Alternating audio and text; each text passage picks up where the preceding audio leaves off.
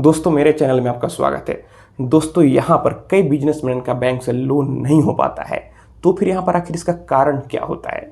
दोस्तों क्या कारण से लोन नहीं हो सकता है? अगर इन सभी बातों का पहले ही ध्यान रखेंगे तो फिर आपको आसानी से अगर बिजनेस लोन लेना हो, सीसी लेना हो, कोई भी लोन लेना हो तो आसानी से मिल जाएगा।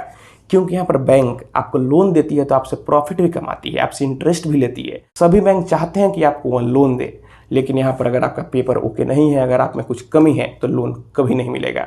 तो यहाँ पर सवाल उठता है कि आपको कौन कौन सी बातों का ध्यान रखनी चाहिए। सबसे पहले, आज इस डिजिटल युग में कई बिजनेसमैन ऐसे हैं जो यहाँ पर डिजिटल पेमेंट कम करते हैं, वे अभी भी मैनुअल चीज़ पर विश्वास रखते हैं। वे यहाँ पर कैश में ही ज़्यादा लेन देन करते हैं। दोस्तों अगर आप यहाँ पर कैश में अधिक लेन देन करते हैं तो इनकम टैक्स के नज़रिए से भी यह सही नहीं है। यहाँ पर इनकम टैक्स के मुताबिक आपको अधिक से अधिक डिजिटल पेमेंट ही करना चाहिए, क्योंकि जो आप डिजिटल पेमेंट करते हैं उसमें आपका पैसा कहाँ से आया, कहाँ गया, सारा सोर्स क्लियर होता है। उसके मुकाबले जो आप कैश में ट्रांजेक्शन करते हैं, आप कैश में अगर किसी कस्टमर से 10 लाख रुपया ले लिए और जाकर अपने फर्म के अकाउंट में अगर डालेंगे, अपने बिजनेस के अकाउंट में डालेंगे, तो यहाँ पर नोटिस आने के चांसेस बहुत ही बढ़ जाते हैं।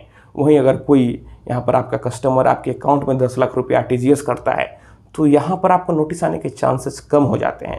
तो सबसे पहली बात, अगर आप चाहते हैं कि आपको लोन आसानी से मिले और इनकम टैक्स तक कोई भी नोटिस नहीं आए, तो यहाँ पर आपको चाहिए कि आप डिजिटल मोड का ज़्यादा यहाँ पर इस्तेमाल करें, आप कैश लेन देन से बचें। यहाँ पर अगर आप डिजिटल मोड से किसी पार्टी से लेन देन करेंगे, कल को कोई विवाद होगा तो यहाँ पर प्रूफ करने में भी आसानी रहेगा।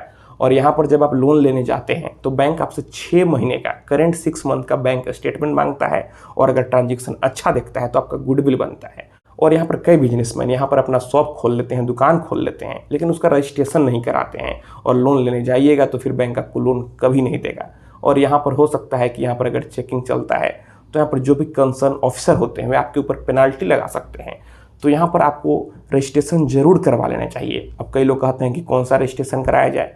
दोस्तों अगर आपका किसी भी चीज़ का बिजनेस है, सबसे पहले आपको अपने स्टेट के शॉप एक्ट में रजिस्ट्रेशन जरूर करा लेना चाहिए।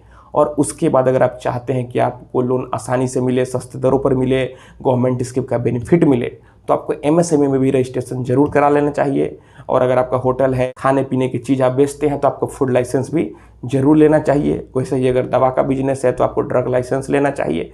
और यहाँ पर आपका बिजनेस चले ना चले, लेकिन आपको अपना इनकम टैक्स रिटर्न जरूर दाखिल करना चाहिए। और यहाँ पर अगर आपका प्रोप्राइटरशिप फर्म है तो जो आपका इंडिविजुअल पैन है उसी पैन पर आपका आईटीआर फाइल होता है। अगर पार्टनरशिप फर्म है तो यहाँ पर पार्टनरशिप फर्म का अलग पैन कार्ड बनता है, उस फर्म का अलग आईटीआर फाइल होता है और आपका इंडिविजुअल अलग होता है। लेकिन अगर आपका प्रोप्राइटरशिप फर्म है तो आपका इंडिविजुअल पैन से ही आईटीआर फाइल होगा। मेरा कहने का मतलब यह है कि आप यहाँ पर आईटीआर जरूर फाइल करें, क्योंकि आप कोई भी लोन लेने जाएं, आप क्रेडिट कार्ड लेने जाएं, तो फिर यहाँ पर बैंक आपसे करेंट 3 ईयर का इनकम टैक्स रिटर्न मांगता है, तो आपको इनकम टैक्स रिटर्न जरूर फाइल करना है। और यहाँ पर मैंने पहले ही बताया कि आपको अपने स्टेट के शॉप एक्ट में रजिस्ट्रेशन कराना है, एमएसएमई में रजिस्ट्रेशन करवाना है और इनकम टैक्स रिटर्न जरूर फाइल करना है। और यहाँ पर अगर आप जीएसटी के दायरे में आते हैं तो आपको जीएसटी नंबर लेना है, और यहाँ पर आप स्वेच्छा से भी जीएसटी नंबर ले सकते हैं। तो यहाँ पर अगर आपको लगता है कि जीएसटी में रजिस्टर कराना अनिवार्य है तो आप जीएसटी नंबर भी ले सकते हैं। और अगर आपके मन में कोई सवाल है कि जीएसटी नंबर ले या फिर नहीं ले, तो आप किसी प्रोफेशनल से, किसी सीए से या फिर किसी जीएसटी के एडवोकेट से आप सलाह ले सकते हैं। तो दोस्तों मैं आशा करता हूँ आपको ये वीडियो पसंद आई होगी। अगर मन में कोई भी सवाल है तो आप नीचे कमेंट बॉक्स में कमेंट करें। और अगर आप हमसे सीधे जुड़ना चाहते हैं, फ़ोन से बात करना चाहते हैं, मन में कोई भी सवाल है, तो फिर आप हमें इंस्टाग्राम पर फॉलो करें। मेरा इंस्टाग्राम पर वही यूजर नेम है Pritesh1584। आप हमें फॉलो करें, मैसेज करें, और अगर फ़ोन से बात करना है तो फिर इंस्टाग्राम पर ही मैसेज करके अपॉइंटमेंट ले लें। तो दोस्तों आप इस वीडियो को अधिक से अधिक अपने दोस्तों और रिश्तेदारों में भी जरूर शेयर करें। हम लोग मिलते हैं अगले वीडियो में एक नए टॉपिक के साथ। तब तक आप अपना और अपने परिवार का ख्याल रखें।